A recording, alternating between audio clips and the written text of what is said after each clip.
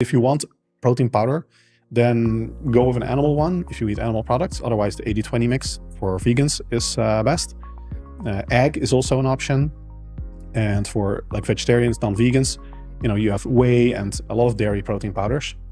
Whey is easy because it mixes well, tastes all right. But if you're gonna have just one protein supplement, whey is actually not ideal, especially if that's your only protein source, because it's absorbed so fast that some research shows that you only get a temporary spike in muscle protein synthesis, and the muscle protein breakdown suppression is not that high, and it doesn't last that long.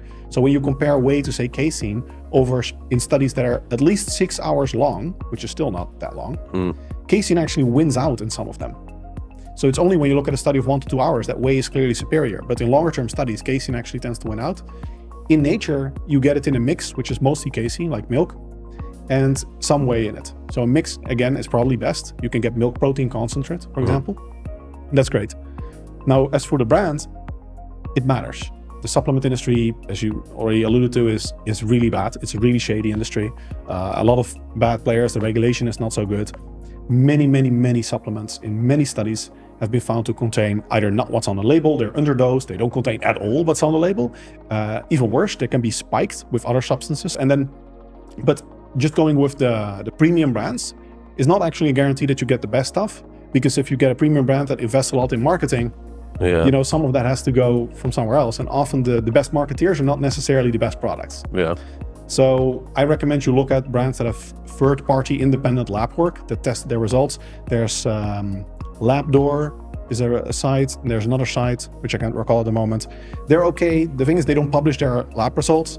There are some brands, I'm not sure if I should mention brands specifically, but there are some brands that have quite consistently gotten a good reputation. So MyProtein comes out pretty well, which is also great because they're widely available. They don't do that much marketing. I mean, they do some, but the products are usually quite cheap.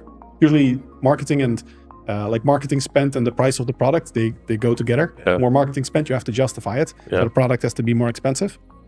And then the simpler products often actually are the best because they just have that. It's just this protein powder, nothing else in it, no fancy marketing, and it actually has what's on the label.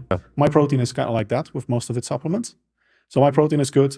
Bulk powders is all right. Doesn't have as much support. Optimum Nutrition also comes out pretty well.